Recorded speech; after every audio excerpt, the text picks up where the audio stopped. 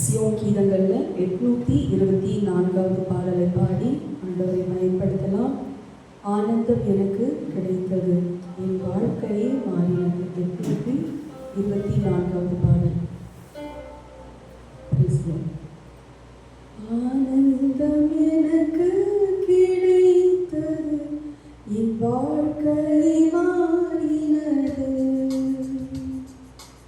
ஆனந்தம் எனக்கு கிடைத்தது, என் வாழ்க்கையே மாறினது. என் உள்ளத்தில் இயேசு வந்தார், வாழ்க்கையின் ராஜாவானார்.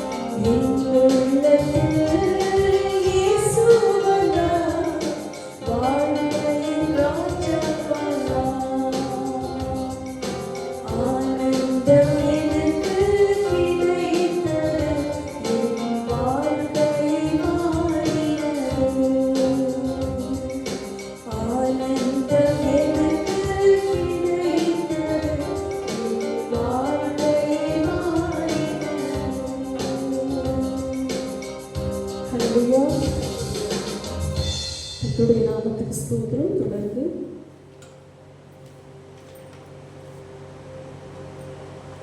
690வது பாடலை பாடி ஆண்டவரை மகிமைப்படுத்தலாம். 690. இரட்சணியத்தின் மேன்மை இரட்சகரால் தெரியுமே.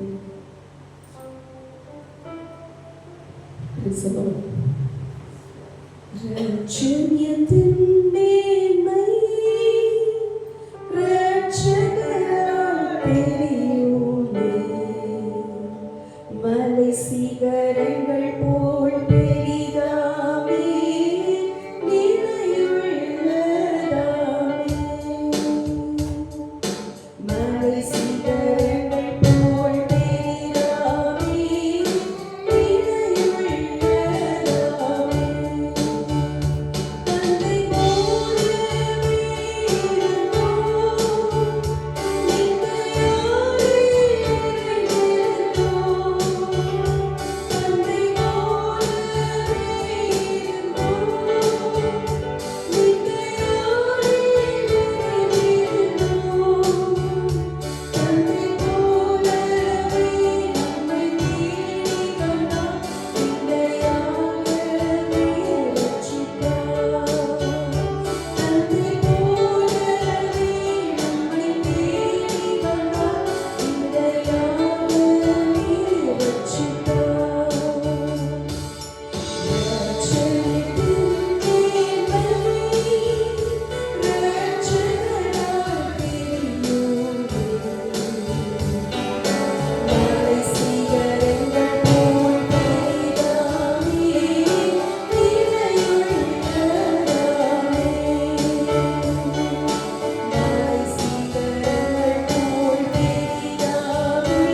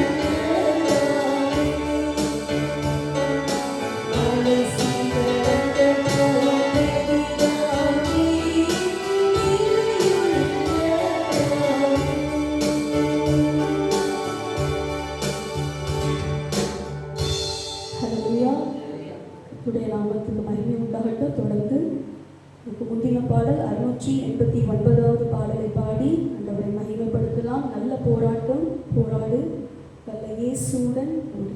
Praise the Lord. நல்ல போராட்டம் போராடு வல்ல இயேசுவுடன் ஓடு. நல்ல போராட்டம் போராடு வல்ல இயேசுவுடன் ஓடு. நித்திய ஜீவனை பற்றிக்கொள், சத்திய தேவனை பற்றி சொல்.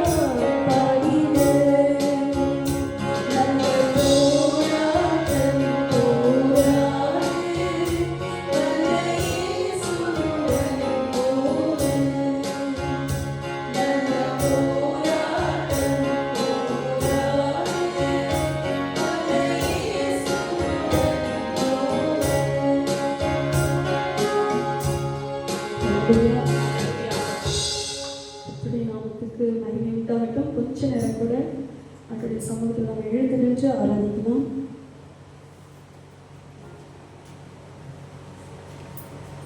தேவன் கொடுத்த ஏற பெற்ற ரட்சிப்புக்காக நம்ம நன்றி செலுத்த போறோம்.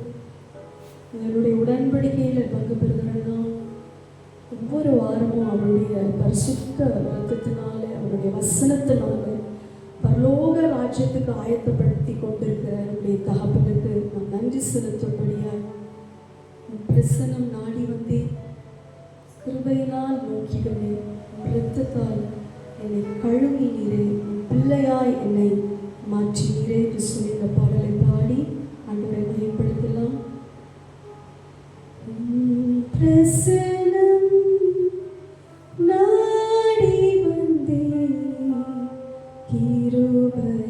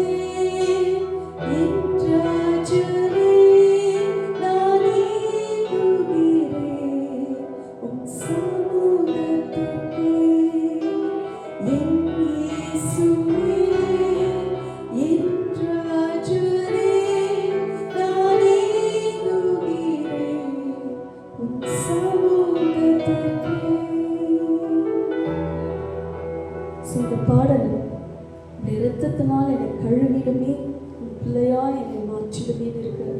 அவருடைய இரத்தத்தினால கழுவப்பட்டவர்கள் ஆண்டவருடைய பிள்ளையாய் நம்மை வாங்கியிருக்கிறார்.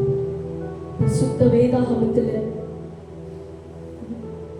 1 யோவான் 3ஆம் அதிகாரம் 1வது வசனம் இப்படியாய் சொல்லுகிறது: நாம் தேவனுடைய பிள்ளைகள் என்று அழைக்கப்படுவதினாலே பிதாவானவர் நமக்கு பாராட்டின அன்பு எவ்வளவு பெரிதென்று பாருங்கள். உலகம் அவரை அறியாதபடினாலே நம்மையும் அறியவில்லை. நம்ம கிறிஸ்டியன் சொல்லிக்கிறதுல ரொம்ப சந்தோஷம் இல்லையா? கிறிஸ்துவர்கள், கிறிஸ்துவை உடையவர்கள் கிறிஸ்துவர்கள். நாம் தேவனுடைய பிள்ளைகள் என்று அழைக்கப்படுவதனாலே ஜஸ்ட் லைக் தட் ஆண்டவருடைய பிள்ளையா மாறல. அவருடைய வசனம், அவருடைய பரிசுத்த ரத்தம் மறுபடியும் ஆண்டவர் வசனத்தினால ஜெயிப்பித்தேன்னு சொல்லியிருக்கிறார். அவருடைய ரத்தத்தினால நம்ம மீட்கப்பட்டிருக்கோம்.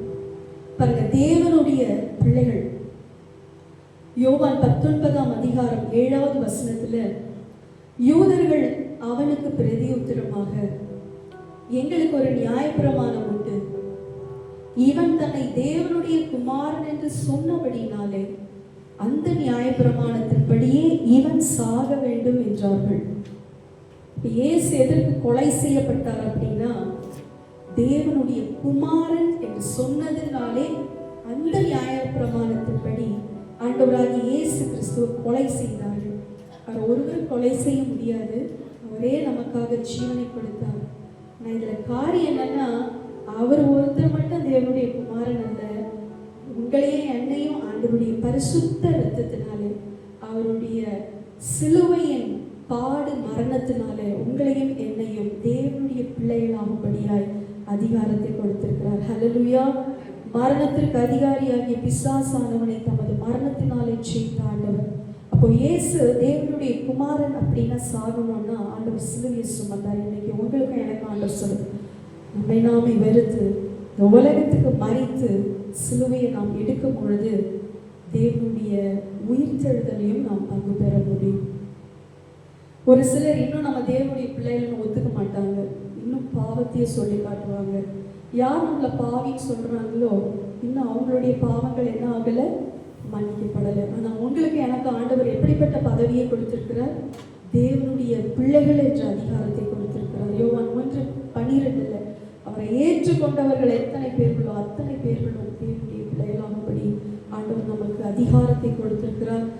சாட்சி இன்னும் அதிகமாய் பரிசுத்தமாய் இருக்க நம்மை ஆண்டவருடைய சமூகத்தில் ஒப்புக்கொள்ள ஈஸி இல்லை. ஆண்டவர் அவரை மாத்திரம் அவருக்கு ஒப்பாய் நாம் மாறுவோம்னு சொல்லி 1 யோவான்ல சொல்லியிருக்காரு. வரும் பொழுது நாம் எவ்விதமாக இருப்போம்? அவருக்கு ஒப்பாய் இருப்போம். அதற்கு அவர் என்ன செய்தார்? சிலுவை எடுத்தார். யாருடைய பாவத்துக்காக எடுத்தார்? என் பாவத்துக்காக எடுத்தார். ஆனால் இன்றைக்கு என்னுடைய பாவ சிலுவையை நான் சுமக்கணும். என்னுடைய பாரத்தை, எனக்குடைய வரக்கூடிய என் பாவத்தை ஆண்டவர் ஏற்றுக்கொண்டார். ஆனால் எனக்கு வரக்கூடிய எல்லா சூழ்நிலைகளிலும் நான் வெற்றி சிறக்க வேண்டும் என்றால் என் சிலுவையை நான் சுமக்கணும், என்னை நானே வெறுக்கணும். அதற்கு என்ன நான் வெறுக்கணும்னா அவருடைய முழுமையான பிரசனத்துக்குள்ள நம்ம போன இந்த பாடலை உணர்ந்து பாடலாம். அவருடைய பிள்ளை என்பது எத்தனை பாக்கியம். இன்னைக்கு அவர் மாத்திரம் தேவனுடைய பிள்ளை இல்லை, அவருக்கு ஒப்பாய் உங்களை என்னைய மாற்றினார்னா எவ்வளோ பெரிய ஒரு பாக்கியம் என்று சொல்லி மனதார உணர்ந்து இந்த சாங்கை நம்ம பாடலாம்.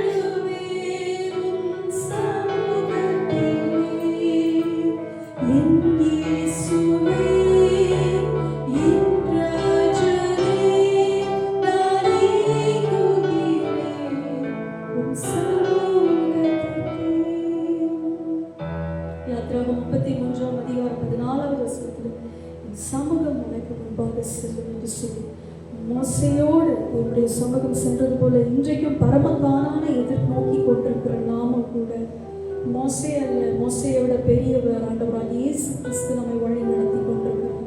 இடையில எத்தனை பாடுகள், எத்தனை சூழ்நிலைகள், அமிலேக்கியர்களை போல எத்தனை துஷ்ட காரியங்கள் நம்மை நெருக்கி வந்தாலும், எதிராக எப்படிப்பட்ட சூழ்நிலைகள் வந்தாலும் ராஜா நம்மளை வழி நடத்துகிறார். ஹல்லேலூயா. கர்த்தருடைய நாமத்துக்கு ஸ்தோத்திரம். பரலோக பல்லவியை பாடிக்கூட நிறைவு செய்யலாம்.